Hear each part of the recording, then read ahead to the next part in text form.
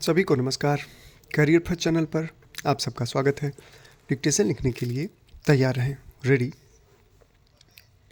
Start. Bharat की बड़ी और बढ़ती युवा आबादी संभावित जनांकिकी लाभांश प्रस्तुत करती है, लेकिन अगर इसे ठीक से प्रबंधित नहीं किया गया तो यह लाभ एक देयता के रूप में परिणत हो सकता है।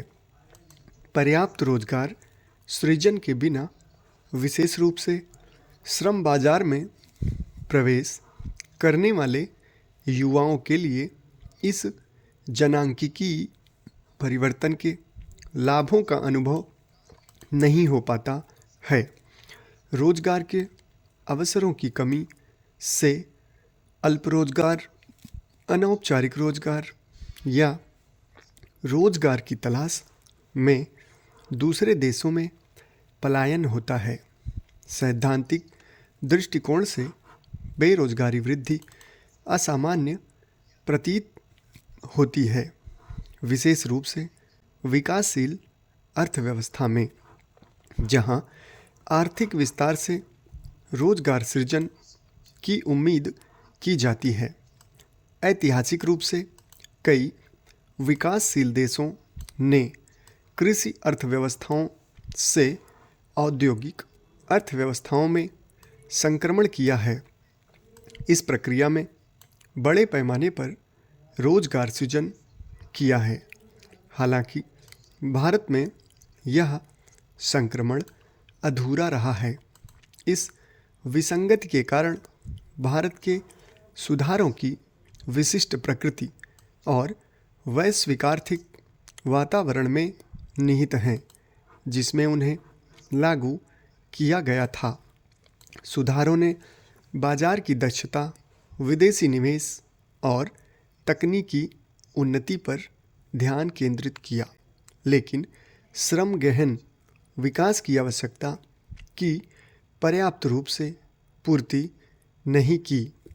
जीडीपी के संदर्भ में फायदेमंद होते हुए भी सेवाओं और उच्च तकनीक उद्योगों की ओर संक्रमण पर्याप्त रोजगार सृजन करने में विफल रहा, जबकि बेरोजगारी समृद्धि एक विसंगति की तरह लग सकती है।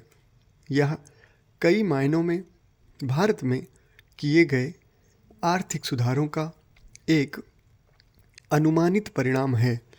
वैश्वीकरण और उदारीकरण पर ध्यान केंद्रित करने से बाजार की शक्तियों को अर्थव्यवस्था पर नियंत्रण करने का अवसर मिला, लेकिन सुधारों के साथ विनिर्माण और कृषि क्षेत्रों में पर्याप्त संरचनात्मक परिवर्तन नहीं हुए, जो बड़ी संख्या में श्रमिकों को रोजगार दे सकते थे।